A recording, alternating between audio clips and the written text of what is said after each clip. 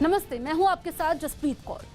Corona cases लगातार तेजी से बढ़ रहे हैं। ऐसे में मास्क पहनना सबसे ज्यादा जरूरी है। न्यूज 18 ने इसके लिए मुहिम भी शुरू की है, जिसका नाम है #मास्क पहनो इंडिया। हम आपसे बार बार अपील कर रहे हैं कि आप मास्क जरूर पहनिए, क्योंकि कोरोना की इस लड़ाई में मास्क ही सबसे बड़ा हथियार है। और इस वक्त की बड़ी खबर आपको बता दें, पश्चिम बंगाल विधानसभा चुनाव में टीएमसी की जीत के बाद बीजेपी नेताओं और दफ्तरों को लगातार निशाना बनाया जा रहा है। बीजेपी दफ्तर पर हमला हुआ है। खबर दक्षिण 24 परगना जिले की है। वहां एक बार फिर बीजेपी ऑफिस में जमकर तोड़फोड़ की गई। दफ्तर में रखे सामान को तोड़ दिया गया। इस हमले में अभी तक किसी के घायल होने की सूचना नहीं मिली है। तो बीजेपी दफ्तर पर हमला हुआ है। जब से टीएमसी की जीत हुई है, बीजेपी दफ्तरों को निशाना बनाया जा रहा है। इस वक्त की ब्रेकिंग न्यूज हम आपको बता रहे हैं। बीजेपी ऑफिस में पश्चिम बंगाल में जमकर तोड़फोड़ हुई है और खबर ये आ रही है कि बीजेपी नेताओं और दफ्तरों को लगातार निशाना बनाया जा रहा है। आशिका हमारे सहयोगी फोन लाइन पर मौजूद है। आशिका, और क्या जानकारी मिल रही है? देखिए, दक्षिण 24 परगना ही नहीं, मैं आपको बता दूं कि कल रात कई जिलों में शायद गिनती करना भी मुश्किल होगा, बीजेपी के जो पार्टी ऑफिस है उनके ऊपर हमला हुआ है। बहरहाल ये जो तस्वीरें सामने आ रही हैं दक्षिण 24 परगना से सामने आ रही हैं, जहां पर बीजेपी के ऑफिस में तोड़फोड़ किया गया है। और ऐसी ही तस्वीरें कल रात को आसनसोल से भी आई हैं, कोलकाता के भी कुछ इलाकों से सामने आई हैं।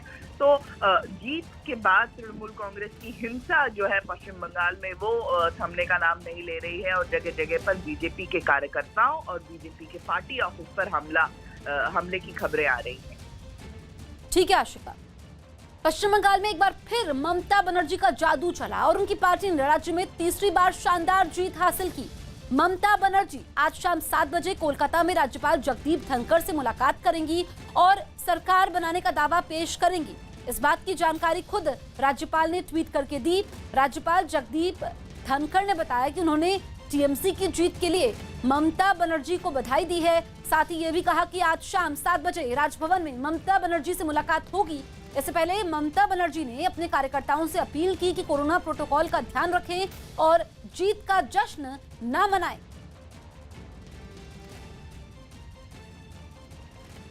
लेकिन दिन के वक्त चुनाव नतीजे में बढ़त बनती देख पश्चिम बंगाल के आसनसोल और कोलकाता समेत कई शहरों में टीएमसी कार्यकर्ताओं ने चुनाव आयोग के दिशा निर्देशों का मजाक उड़ाते हुए जश्न मनाना शुरू कर दिया। चुनाव आयोग ने 5 राज्यों में चुनाव परिणाम के बाद किसी भी तरह के जश्न और जुलूस पर रोक लगाई। लेकिन पश्चिम बंगाल विधानसभा चुनाव के शुरुआती रुझानों में बहुमत का आंकड़ा पार करते ही टीएमसी के कार्यकर्ताओं ने सारे नियमों को ताक पर रख दिया। कोलकाता में टीएमसी समर्थकों ने न केवल भीड़ जुटाकर जश्न मनाया, बल्कि कुछ इलाकों में जुलूस भी निकाला। चुनाव आयोग की तरफ से गाइडलाइंस दी गई थी, उसका उल्लंघन है। अलावा यहाँ पर ये विजय जुलूस निकाला जा रहा है। जीत के जश्न में डूबे सभी लोग सोशल डिस्टेंसिंग को पूरी तरह भूल गए। कई लोगों ने तो मास्क पहनना तक जरूरी नहीं समझा। हद तो तब हो गई जब कई लोग अपने छोटे बच्चों को बिना मास्क पहनाए भीड़ के बीच ले आए। कोलकाता में जिस जगह ये भीड़ जुटी, वहां पुलिस के कई जवान भी नजर आए, लेकिन वो भी चुपचाप खड़े होकर कोरोना महामारी के बीच लोगों की लापरवाही को देखते रहे। कोलकाता की सड़कों के अलावा वहां के कई मोहल्लों में भी लोगों ने जश्न मनाया और भीड़ जुटाकर उन इलाकों में भी कोरोना संकट को दावत दी गई। जीत के जश्न में डूबे टीएमसी कार्यकर्ताओं की लापरवाही की तस्वीरें आसनसोल से भी सामने आई, जहां पुलिस की मौजूदगी में बीच सड़क पर टीएमसी कार्यकर्ताओं ने जमकर आतिशबाजी की। हाथों में पार्टी के झंडे लिए टीएमसी कार्यकर्ताओं ने कोरोना नियमों की जरा भी परवाह नहीं की। एक पुलिसकर्मी ने उन्हें समझाने की कोशिश भी की, लेकिन उन्होंने पुलिस को भी अनसुना कर दिया। कोरोना संकट में एक दूसरे से 2 गज की दूरी बहुत जरूरी है, लेकिन इन लोगों ने उस बात को भी पूरी तरह भुला दिया। आसनसोल के एक दूसरे इलाके से सामने आई तस्वीरों में भी टीएमसी के समर्थक भीड़ जुटाकर नारेबाजी करते नजर आए। शहर के बाकी कई इलाकों में भी बीच सड़क पर आतिशबाजी कर लोगों ने चुनाव आयोग के दिशा निर्देशों को ठेंगा दिखाया, जिसके बाद लोगों की इन हरकतों पर चुनाव आयोग ने सख्त रुख अपनाया। न्यूज 18 की नीरज कुमार की रिपोर्ट है कि वोटों की गिनती के समय कुछ राज्यों में जश्न मनाए जाने को चुनाव आयोग ने गंभीरता से लिया और 5 राज्यों के मुख्य सचिवों को चिट्ठी लिखकर जश्न मनाने वाले लोगों पर एफआईआर करने के आदेश दिए। साथ ही जिन इलाकों से जश्न के वीडियो सामने आए उन इलाकों के थाने के दारोगा को भी सस्पेंड करने के निर्देश दिए गए और मुख्य सचिवों से कार्रवाई की रिपोर्ट तुरंत चुनाव आयोग को सौंपने को कहा गया। पश्चिम बंगाल के नंदीग्राम के चुनाव परिणाम को लेकर तृणमूल कांग्रेस ने मुख्य निर्वाचन दफ्तर को एक खत लिखा। इस खत में टीएमसी ने मतगणना में अनियमितता का आरोप लगाते हुए फिर से मतगणना करवाने की मांग की, लेकिन चुनाव अधिकारी ने उनकी मांग को खारिज कर दिया और चुनाव आयोग ने नंदीग्राम सीट पर शुभेंदु अधिकारी की जीत का ऐलान कर दिया।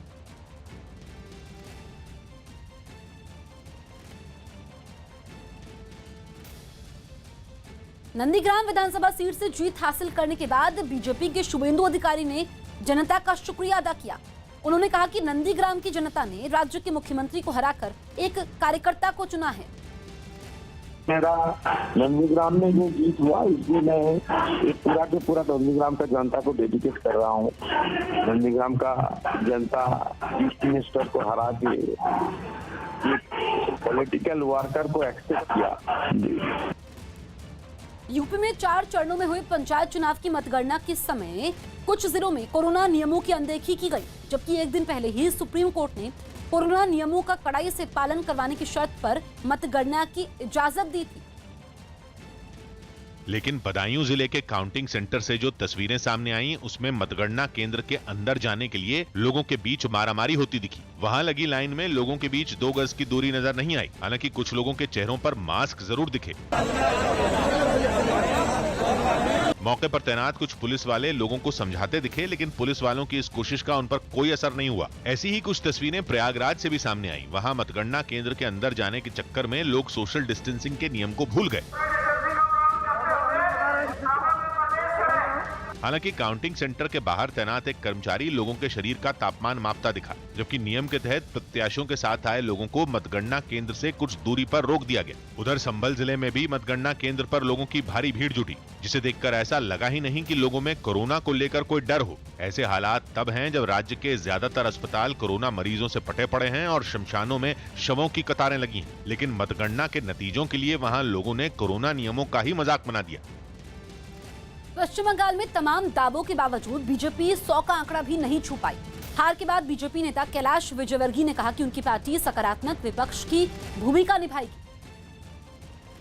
ममता जी के कुछ बयान, जैसे सारे मुस्लिम एक हो जाओ, अब ये चुनाव प्रचार के दौरान उनका दिया हुआ भाषण, तो वो भी एक विषय था। फिर सारे विपक्ष को उन्होंने एक करने के लिए पत्र भी लिखा। फिर इमोशनल बंगाल की बेटी, फिर इस प्रकार के सारे इशू चले। फिर चेयर पर बैठकर निकलना, तो लोगों की सहानुभूति। तो ये चुनाव कोई ऐसा डेवलपमेंट के नारे के साथ दिया गया हो या हम बंगाल का विकास करेंगे, ऐसा नहीं रहा। ये पूरा इमोशनली प्ले किया गया, ऐसा लगता है मुझे। कोरोना संकट के बीच यूपी में हुए पंचायत चुनाव की मतगणना के समय कुछ जिलों के काउंटिंग सेंटरों पर लोगों की भारी भीड़ उमड़ी। हालात पर काबू पाने के लिए पुलिस को लाठीचार्ज करना पड़ा, जिसकी एक तस्वीर हाथरस जिले से सामने आई। वहां के एक मतगणना केंद्र पर लोगों का ऐसा हुजूम इकट्ठा हुआ कि पुलिस को सख्ती बरतनी पड़ी। इस कार्रवाई से बचने के लिए मतगणना केंद्र पर भगदड़ मच गई। पुलिस के इस एक्शन से पहले वहां पर लोगों के बीच मतगणना केंद्र के अंदर जाने के लिए धक्का मुक्की होती दिखी। इन सब के बीच ऐसी जल्दबाजी नजर आई कि किसी को भी कोरोना का ख्याल नहीं रहा। हालांकि इस दौरान वहां पर एक पुलिस वाला नजर आया जो इस भीड़ के आगे बेबस दिखा। कुछ इसी तरह की तस्वीरें फिरोजाबाद की जसराना मंडी में मौजूद काउंटिंग सेंटर से भी सामने आईं। वहां पर लोगों की इतनी भीड़ इकट्ठा हुई कि पुलिस को मतगणना शुरू होने से पहले ही लाठीचार्ज करना पड़ गया। फिर तो लोग पुलिस के डंडों से बचने के लिए जान बचाकर भागते नजर आए। खबर है कि इस भगदड़ में कई लोग घायल हो गए। कमोबेश ऐसे ही हालात कन्नौज के भी एक मतगणना केंद्र पर दिखे, जहां प्रत्याशी और उनके समर्थक जान जोखिम में डालकर पास में मौजूद रेलवे ट्रैक पर बैठे नजर आए।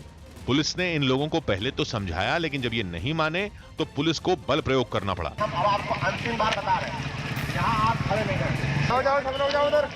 इस दौरान जो लोग अपनी मोटरसाइकिलें छोड़कर भागे, पुलिस वालों ने उनकी हवा निकाल दी।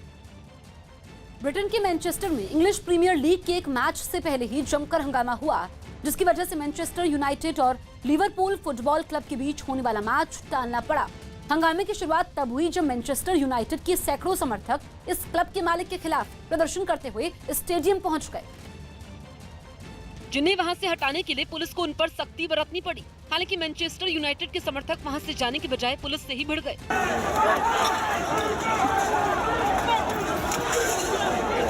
खबर है कि कुछ लोग मौका पाकर स्टेडियम के अंदर दाखिल होने में कामयाब भी हुए। इस बीच सैकड़ों लोग उस होटल के बाहर भी इकट्ठा हो गए जहां मैनचेस्टर यूनाइटेड के खिलाड़ी ठहरे थे। वहां उन्होंने पोस्टरों के जरिए भी इस क्लब के मालिक का विरोध किया। कुछ लोग तो होटल के अंदर जाने की भी कोशिश करते दिखे, लेकिन पुलिस भी उनके सामने दीवार बनकर खड़ी रही, जिसके बाद वो लोग पुलिस से काफी देर तक बहस करते दिखाई दिए। बताया गया कि मैनचेस्टर यूनाइटेड के यूरोपियन सुपर लीग का हिस्सा नहीं बन पाने के लिए समर्थक उसके मालिक को जिम्मेदार मान रहे हैं। दक्षिण अमेरिकी देश कोलंबिया में टैक्स बढ़ाने के प्रस्ताव के खिलाफ सड़कों पर उतरे लोग अपने कदम पीछे खींचने को तैयार नहीं। 4 दिन पहले अपनी संसद की तरफ कूच करने के बाद इस बार सैकड़ों प्रदर्शनकारियों ने सीधे राष्ट्रपति को ही अपने निशाने पर ले लिया। और राजधानी बोगोता के एक बेहद पॉश इलाके में मौजूद उनके निजी आवास पर धावा बोलने निकल पड़े। टैक्स बढ़ाने की बात पर भड़के लोग जोरदार नारेबाजी करते हुए आगे बढ़ते दिखे। कुछ जगह तो प्रदर्शनकारी पुलिस को उकसाते भी नजर आए, लेकिन फिर पुलिस ऐसे एक्शन में आई कि उसने ताबड़तोड़ आंसू गैस के गोले दागने शुरू कर दिए।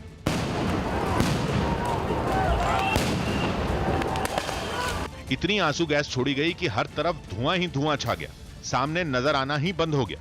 दम घुटने लगा तो प्रदर्शनकारी भी अपनी मांगों को भूल गए और भाग खड़े हुए।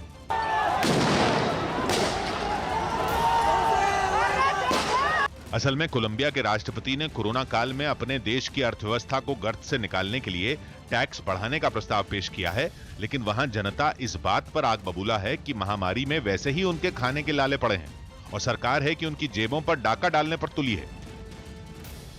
पश्चिम बंगाल के हल्दिया में बीजेपी नेता शुवेंदु अधिकारी की गाड़ी पर हमला हो गया। शुवेंदु अधिकारी नंदीग्राम से जीत हासिल करने के बाद सर्टिफिकेट लेने गए थे।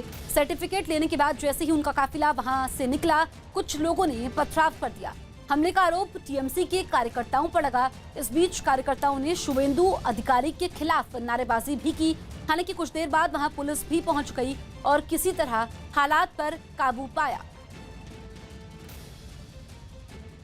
तो हल्दिया में शुवेंदु के काफिले पर हमला हुआ। वो चुनाव आयोग के दफ्तर से जीत का सर्टिफिकेट लेकर निकल रहे थे, लेकिन शुवेंदु अधिकारी इस हमले में बाल बाल बच गए।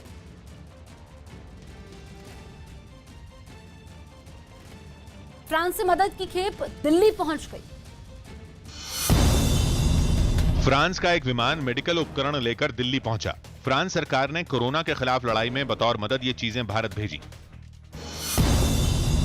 मुंबई के हिंदुजा अस्पताल में भर्ती दिलीप कुमार को छुट्टी मिल गई। वो डॉक्टरों की सलाह पर रूटीन चेकअप के लिए अस्पताल में भर्ती हुए थे। कानपुर में ऑक्सीजन सिलेंडर में लगने वाले उपकरणों की कालाबाजारी का आरोप लगा। इस मामले में पुलिस ने 2 लोगों को पकड़ लिया। आरोप है कि ये दोनों इस मुश्किल वक्त में जरूरतमंदों से इन चीजों के लिए मोटी कीमत वसूलते थे। 10,000 रुपए में बेचा जा रहा है, जबकि इसकी बाजार की कीमत केवल 1,300 रुपए है। महेंद्र सिंह धोनी ने चेतक नाम का एक घोड़ा खरीदा। उनकी पत्नी साक्षी ने सोशल मीडिया पर एक वीडियो जारी कर इसकी जानकारी दी। इस वीडियो में चेतक धोनी के कुत्ते के साथ खेलता दिखाई दिया। असम में बीजेपी की जीत पर समर्थकों ने लड्डू बांटकर जश्न मनाया। असम में बीजेपी लगातार दूसरी बार जीत दर्ज करने में कामयाब रही, जिसकी खुशी बीजेपी कार्यकर्ताओं के चेहरों पर साफ नजर आई। हालांकि चुनाव आयोग के निर्देश की वजह से सड़कों पर जीत का जश्न तो नहीं दिखा, लेकिन गुवाहाटी के बीजेपी मुख्यालय में लड्डू बांटकर खुशी मनाई गई। सामने आई तस्वीरों में बीजेपी के नेता और कार्यकर्ता एक दूसरे को लड्डू खिलाकर जीत की बधाई देते दिखे। मुख्यमंत्री सर्बानंद सोनोवाल ने भी दोबारा मौका देने के लिए जनता का शुक्रिया अदा किया। सब जनता की जो आशीर्वाद सहयोग की वजह से हुआ है। इससे पहले वो डिब्रूगढ़ में मतगणना वाली जगह पर भी पहुंचे और कार्यकर्ताओं से बातचीत की। दिल्ली में कोरोना का कहर लगातार जारी है। हालांकि पिछले 24 घंटे में कोरोना मरीजों की संख्या में कमी जरूर आई है, लेकिन मौत के आंकड़ों ने लोगों में फिर से खौफ भर दिया है। लगातार दूसरे दिन दिल्ली में कोरोना की वजह से 400 से ज्यादा लोगों की जान चली गई। पिछले 24 घंटे में जहां 20,394 लोगों को कोरोना हुआ, वहीं इस महामारी ने 407 लोगों की जान ली। वहीं इस बीच 24,444 लोग ठीक भी हुए हैं। राहत की बात यह है कि दिल्ली में पॉजिटिविटी रेट लगातार कम हो रहा है और ठीक होने वालों की संख्या भी बढ़ रही है।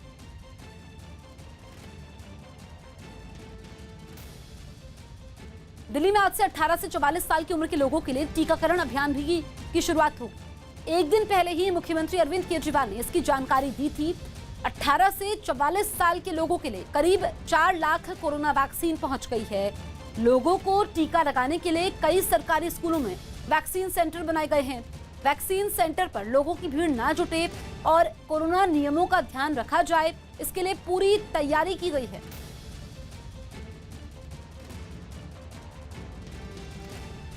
पश्चिम बंगाल चुनाव में टीएमसी को मिली कामयाबी के बीच आसनसोल में बीजेपी उम्मीदवार तपस रॉय की गाड़ी पर हमला हुआ। इस हमले का आरोप टीएमसी के समर्थकों पर लगा, जिसकी कुछ तस्वीरें भी सामने आई, जिनमें जश्न में डूबे टीएमसी समर्थक बीजेपी उम्मीदवार की गाड़ी पर हाथ मारते दिखे। हालांकि इस दौरान वहां मौजूद एक पुलिस वाले ने उन्हें रोकने की कोशिश की, लेकिन वो लोग नहीं माने और गाली गलौज करते हुए गाड़ी के पीछे दौड़ पड़े।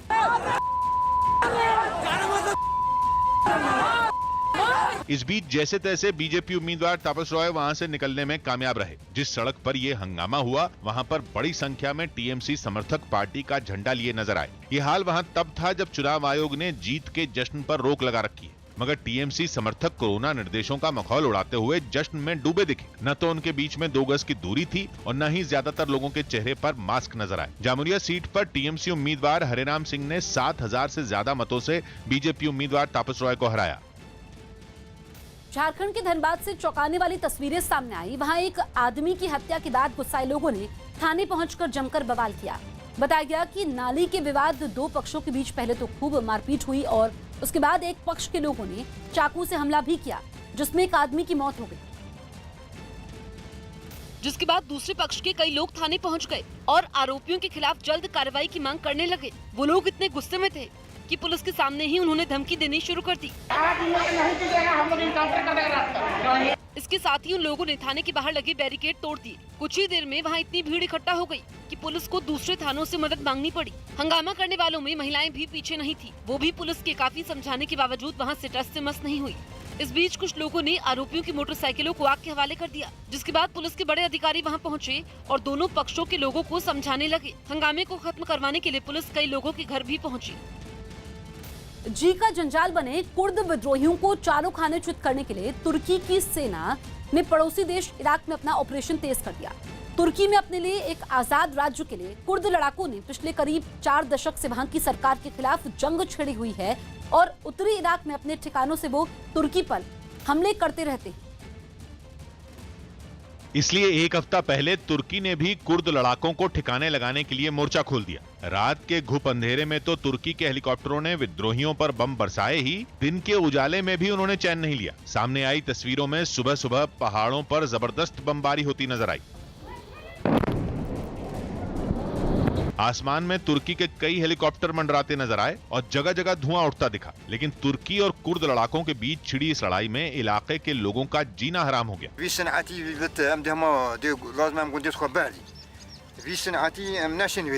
कुर्द विद्रोहियों और तुर्की की सेना के बीच 1980 के दशक से चल रही जंग में 40,000 से ज्यादा लोगों की मौत हो चुकी है।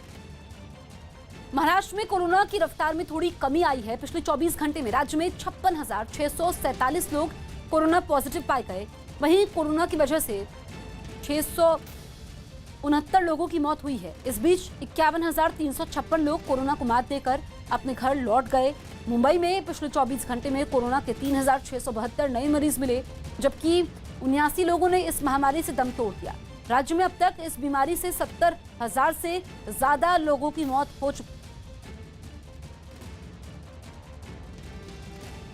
वहीं मुंबई में आज सिर्फ 18 से 44 साल के लोगों को ही वैक्सीन लगाई जाएगी। इसके लिए सिर्फ 5 वैक्सीनेशन सेंटर खुलेंगे, जहां 18 से 44 साल के लोगों को वैक्सीन दी जाएगी। इन सेंटरों पर उन्हीं लोगों को वैक्सीन लगाई जाएगी जिन लोगों ने पहले से रजिस्ट्रेशन करवा रखा है। इसके साथ ही 45 से ज्यादा उम्र वालों के लिए वैक्सीन सेंटर बंद रहेंगे। वैक्सीन नहीं मिलने की वजह से बीएमसी ने यह फैसला किया है। राजस्थान की 3 विधानसभा सीटों पर हुए चुनाव में कांग्रेस और बीजेपी अपनी अपनी सीटें बचाने में सफल रही। न्यूज 18 के भवानी सिंह की रिपोर्ट है कि सुजानगढ़ सीट पर कांग्रेस उम्मीदवार मनोज मेघवाल ने बीजेपी उम्मीदवार खेमाराम को शिकस्त दी। इसी तरह सहाड़ा सीट पर भी कांग्रेस उम्मीदवार गायत्री देवी ने जीत दर्ज की और उन्होंने बीजेपी उम्मीदवार रतनलाल जाट को बड़े अंतर से हराया। ये दोनों सीटों पर पहले भी कांग्रेस के पास ही थी और उपचुनाव में भी कांग्रेस अपनी सीटें बचाने में सफल रही। तो जानकर सीट कांग्रेस विधायक और पूर्व मंत्री मास्टर भवन लाल की मौत से खाली हुई थी और पार्टी ने उनकी बेटी मनोज मेघवाल को मैदान में उतारा, जबकि कांग्रेस विधायक कैलाश त्रिवेदी की कोरोना से मौत पर सहाड़ा सीट खाली हुई थी और पार्टी ने उनकी पत्नी गायत्री देवी को मौका दिया। उधर राजसमंद सीट पर बीजेपी उम्मीदवार दीप्ति माहेश्वरी ने कांग्रेस प्रत्याशी तनसुख बोहरा को हराकर जीत दर्ज की। राजसमंद सीट पहले भी बीजेपी के पास थी और उपचुनाव में उसे फिर से जीत मिली। ये सीट बीजेपी विधायक किरण माहेश्वरी की कोरोना से निधन पर खाली हुई थी, जिसके बाद पार्टी ने उनकी बेटी दीप्ति माहेश्वरी को टिकट दिया। यानी राज्य की 3 सीटों पर हुए उपचुनाव में जमकर इमोशनल कार्ड चला और कांग्रेस और बीजेपी एक दूसरे के किलों को भेद नहीं पाए। हार के बाद कांग्रेस में राहुल गांधी को अध्यक्ष बनाने की मांग शुरू हो गई। 5 राज्यों के विधानसभा चुनावों में कांग्रेस के खराब प्रदर्शन के बाद महाराष्ट्र कांग्रेस के नेता संजय निरुपम ने राहुल गांधी को अध्यक्ष बनाने की मांग उठाई। पहला प्रयास ये होना चाहिए, पहला निर्णय ये होना चाहिए कि तत्काल राहुल गांधी जी को कांग्रेस पार्टी का राष्ट्रीय अध्यक्ष बनना चाहिए। मगर मौके की ताक में बैठी बीजेपी ने निरुपम की इस मांग के बहाने राहुल गांधी की नेतृत्व क्षमता पर ही सवाल उठा दिया। राहुल गांधी कांग्रेस को उभारी दे सकते हैं, मुझे जरा भी नहीं लगता। भोपाल में ड्राइव इन वैक्सीनेशन की शुरुआत की गई। इस सेवा के शुरू होने से लोग अब अपनी गाड़ियों में बैठकर ही कोरोना का टीका लगवा सकेंगे। इसके लिए एक नया वैक्सीनेशन सेंटर बनाया गया है। ये कदम उन लोगों के लिए उठाया गया जो टीका लगवाने के लिए अस्पताल जाने से डरते हैं। बताया गया कि बिहार में सासाराम के सरकारी अस्पताल में 5 वेंटिलेटर रखे हुए हैं, लेकिन स्टाफ की कमी की वजह से इनका इस्तेमाल नहीं हो पा रहा है। कोई वेंटिलेटर चलाने वाला नहीं मिला, न कोई है।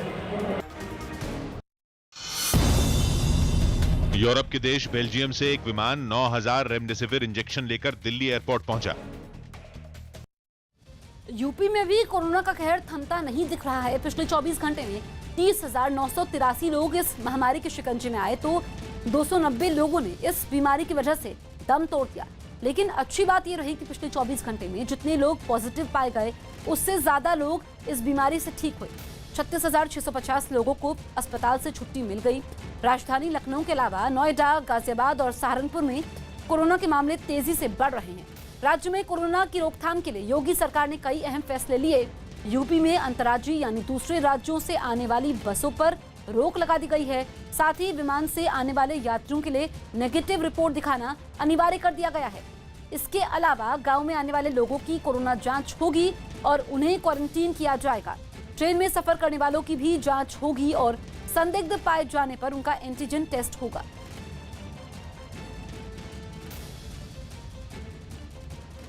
मध्य प्रदेश के रायसेन से हैरान करने वाला एक वीडियो सामने आया। वहां कोरोना नियमों की अनदेखी पर जब एक ठेले वाले को टोका गया तो उसने नगर परिषद अधिकारी को थप्पड़ मार दिया।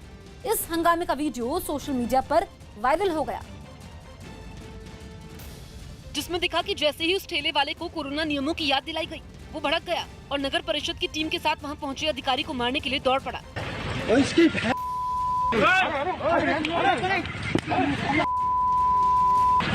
इससे पहले कि वहां मौजूद लोग उसे रोक पाते, वो अधिकारी पर कई थप्पड़ बरसा चुका था। यही नहीं, जब नगर परिषद के कर्मचारी ने उसे रोकना चाहा, तो वो उसे भी दौड़ाकर पीटने लगा। उसके तेवर ने वहां अफरा तफरी मचा दी। बाद में वहां पहुंची पुलिस ने आरोपी ठेले वाले के खिलाफ कई मामलों में केस दर्ज कर लिया। पश्चिम बंगाल की हाई प्रोफाइल नंदीग्राम सीट पर हुई कड़ी टक्कर में बीजेपी के शुभेंदु अधिकारी ने ममता बनर्जी को हरा दिया। इस सीट पर दोनों के बीच वोटों की गिनती के आखिरी राउंड तक जंग चली, लेकिन अंत में शुभेंदु अधिकारी ने 1,500 से ज्यादा वोटों से जीत दर्ज कर ली। इस सीट को जीतने के लिए बीजेपी और टीएमसी दोनों ही पार्टियों ने पूरी ताकत झोंक दी थी। नंदीग्राम का संग्राम हारने के बाद ममता बनर्जी मीडिया के सामने आई।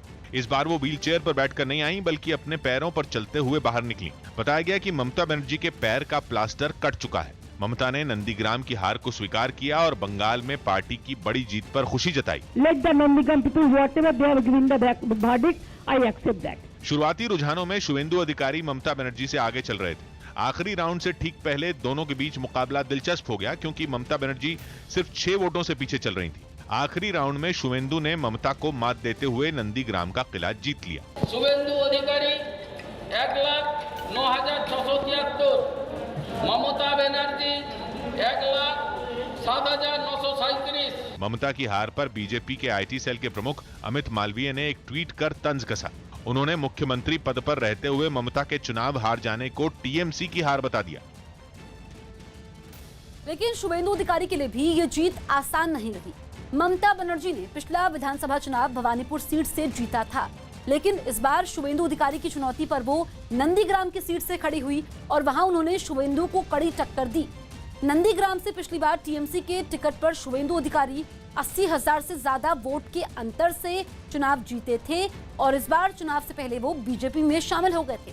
बीजेपी ने शुवेंदु को नंदीग्राम से ही टिकट दिया और उनके सामने ममता बनर्जी ने भी ताल ठोक दी। हालांकि नंदीग्राम को टीएमसी का गढ़ माना जाता था, लेकिन इसके बाद भी ममता अपनी सीट नहीं जीत पाई। वोटों की गिनती के आखिरी राउंड तक महामुकाबला दिलचस्प बना रहा और 1,700 से ज्यादा वोटों से जीत दर्ज कर शुवेंदु ने टीएमसी के किले में सेंध लगा दी। यूपी में पंचायत चुनाव की मतगणना पर सियासत तेज हो गई। यूपी में कोरोना संकट के बीच पंचायत चुनाव की मतगणना पर सियासी घमासान मच गया। समाजवादी पार्टी ने इस मुद्दे पर यूपी सरकार को निशाने पर ले लिया।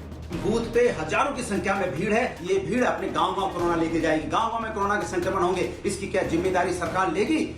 वहीं बीजेपी ने यूपी सरकार के फैसले का बचाव करते हुए समाजवादी पार्टी के आरोपों पर पलटवार किया। मुख्यमंत्री श्री योगी आदित्यनाथ जी ने स्पष्ट निर्देश दिया है कि पंचायत चुनाव के मतगणना के दौरान कोविड के प्रोटोकॉल का पालन हो। पश्चिम बंगाल के दुर्गापुर से एक ऑक्सीजन एक्सप्रेस दिल्ली पहुंच गई। ये ट्रेन 120 मीट्रिक टन ऑक्सीजन से भरे 6 टैंकर लेकर दिल्ली के तुगलकाबाद पहुंची। ओडिशा सरकार ने राज्य के पत्रकारों को कोरोना योद्धा घोषित किया, जिसके तहत उन्हें 2 लाख का मेडिकल बीमा दिया जाएगा। इसके अलावा कोरोना से जान गंवाने वाले पत्रकारों के परिवार को 15 लाख की आर्थिक मदद भी दी जाएगी। लता मंगेशकर ने कोरोना से लड़ने के लिए महाराष्ट्र सरकार को मदद के तौर पर 7 लाख रुपए दिए।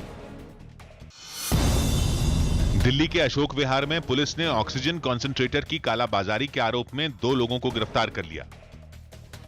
मजदूर दिवस पर जर्मनी और फ्रांस में मजदूरों के हक में बेहतर सुविधाओं के लिए जोरदार प्रदर्शन देखने को मिला। इस बीच फ्रांस की राजधानी पेरिस में सड़कों पर प्रदर्शनकारियों का हुजूम इकट्ठा हो गया और वहां मौजूद पुलिस को तितर-बितर करने के लिए धुएं के गोले फेंकने लगा। लेकिन भारी तादाद में सड़कों पर उतरे प्रदर्शनकारियों को काबू में रखने के लिए पुलिस भी तैयार नजर आई और हाथों में शील्ड पकड़े पुलिस लोगों को उग्र होने से रोकते दिखी। हालांकि सरकार और प्रशासन से नाराज लोग पुलिस से हल्की धक्का-मुक्की करने की कोशिश करते रहे, लेकिन प्रदर्शनकारियों के आगे आगे सुरक्षा कवच बनाकर चलती पुलिस ने लोगों को ज्यादा हिंसक होने से रोक दिया। पेरिस ही नहीं, जर्मनी की राजधानी बर्लिन में भी मजदूर दिवस पर नस्लवाद और प्रवासी मजदूरों की समस्या के समाधान की मांग करते हुए लोग सड़क पर उतरे और नस्लवाद के खिलाफ नारे लगाते हुए सैकड़ों की तादाद में उमड़े प्रदर्शनकारी बड़े-बड़े झंडे थामे मार्च निकालते नजर आए। इस दौरान सड़कों पर नारेबाजी, तालियों की तड़तड़ाहट और आतिशबाजी सुनी जा सकती थी। हालांकि लोगों का प्रदर्शन करने का इरादा पहले ही भांप चुकी पुलिस यहां भी पूरी तरह मुस्तैद नजर आई और प्रदर्शन को बेकाबू होने से रोकने में कामयाब रही। उत्तराखंड में भी कमोबेश ऐसे ही हालात हैं। वहां पिछले 24 घंटे में 5,606 लोग कोरोना पॉजिटिव मिले, जबकि कोरोना की वजह से 71 लोगों की जान चली गई। वहीं इस बीच 2,935 लोगों को अस्पताल से छुट्टी भी मिली है। राज्य में अब तक कोरोना की वजह से 2,800 से ज्यादा लोगों की मौत हो चुकी है। तमिलनाडु में चुनाव जीतने की खुशी में डीएमके के कार्यकर्ताओं ने चुनाव आयोग के आदेश की धज्जियां उड़ा दी। कोरोना के खतरे को देखते हुए चुनाव आयोग ने विजय जुलूस या जश्न मनाने पर रोक लगा दी थी। लेकिन जीत की खुशी में डीएमके के कार्यकर्ता सब कुछ भूल गए। समर्थकों ने चुनाव आयोग के आदेश को ताक पर रख दिया और कोरोना के खतरे के बीच जमकर जश्न मनाया। चेन्नई में डीएमके के मुख्यालय के सामने से जो तस्वीरें सामने आईं, उनमें डीएमके के समर्थक दिवाली मनाते दिखे। सड़क पर जमकर आतिशबाजी की गई।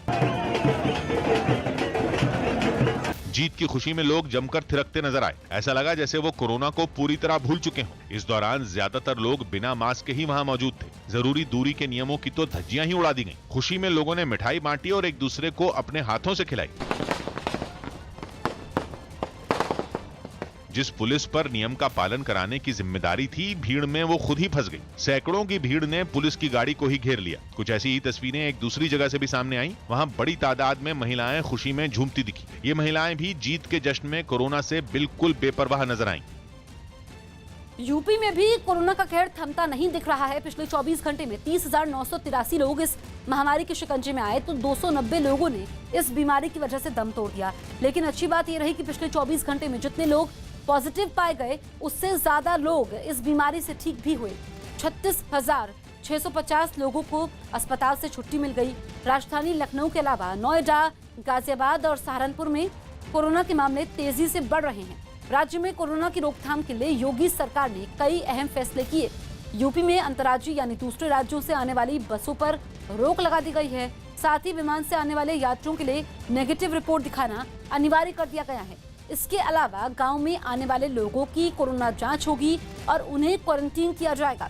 ट्रेन में सफर करने वालों की भी जांच होगी और संदिग्ध पाए जाने पर उनका एंटीजन टेस्ट होगा।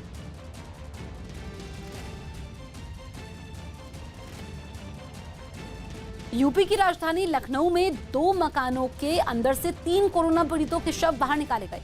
इलाके में रहने वाले कुछ लोगों ने बदबू फैलने पर पुलिस को इसकी सूचना दी, जिसके बाद वहां पहुंची पुलिस को 2 अलग अलग मकानों से कोरोना की चपेट में आए 3 लोगों के शव बरामद हुए। पहले मकान के मेन गेट को एक हथौड़े की मदद से काफी मशक्कत के बाद खोला गया। वही अंदर जाएगा। उस मकान में 2 शव मिले, जिन्हें पीपीई किट पहने कुछ स्वास्थ्य कर्मियों ने बाहर निकाला और एम्बुलेंस के जरिए उन्हें वहां से अस्पताल के लिए रवाना किया। इसी मकान में एक महिला भी मिली, जिसकी गंभीर हालत को देखते हुए उसे अस्पताल में भर्ती कराया गया।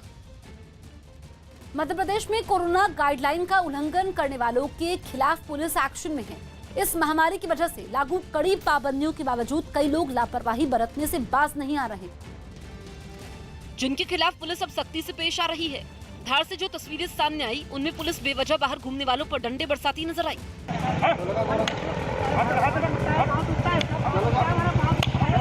इसी तरह पुलिस ने एक दूसरे इलाके में भी कई लोगों की पिटाई की ताकि वो दोबारा ऐसी गलती न दोहराए। हद तो तब हो गई जब पुलिस ने गाड़ी को रुकवाया। उसमें 1-2 नहीं बल्कि 8 लोग सवार थे। इसके बाद तो उन सभी को एक-एक कर पीटा गया। पीछे। बाद में पुलिस ने उस गाड़ी को ही जब्त कर लिया। बिना जरूरी काम के बाहर निकलने वालों के खिलाफ पुलिस की सख्ती की तस्वीरें राज्य के कई दूसरे शहरों से भी सामने आई। उद्धव ठाकरे ने ममता बनर्जी को जीत की बधाई दी। महाराष्ट्र के सीएम उद्धव ठाकरे ने ममता बनर्जी को फोन किया और विधानसभा चुनाव में जीत की बधाई दी। समाजवादी पार्टी के सांसद आजम खान ने कोरोना के इलाज के लिए लखनऊ जाने से इनकार कर दिया। आजम खान यूपी की सीतापुर जेल में बंद हैं और एक दिन पहले ही उनकी कोरोना रिपोर्ट पॉजिटिव आई थी। किसान नेता राकेश टिकैत के खिलाफ कोरोना नियमों की अनदेखी के आरोप में केस दर्ज किया गया। हरियाणा की अंबाला पुलिस ने यह मामला दर्ज किया। आरोप है कि उन्होंने नियमों को ताक पर रखकर अंबाला में एक महापंचायत की। महाराष्ट्र के रायगढ़ में मुंबई गोवा हाईवे पर एक कंटेनर में भीषण आग लग गई। इस खतरनाक आग को बुझाने में फायर ब्रिगेड के 3 कर्मचारी झुलस गए। साथ ही एक पुलिस वाला भी इस हादसे में घायल हो गया। हरियाणा के सीएम मनोहर लाल खट्टर ने सोनीपत में भगत फूल सिंह महिला मेडिकल कॉलेज का दौरा किया। इस दौरान उन्होंने अस्पताल में बने ऑक्सीजन प्लांट का भी जायजा लिया और कोरोना खतरे पर अधिकारियों के साथ एक बैठक की। ऑक्सीजन के लिए एक प्लांट यहाँ हमारे संसद पार्लियामेंट की सहायता से जो लगाया जा रहा है। उत्तर कोरिया की सत्ताधारी वर्कर्स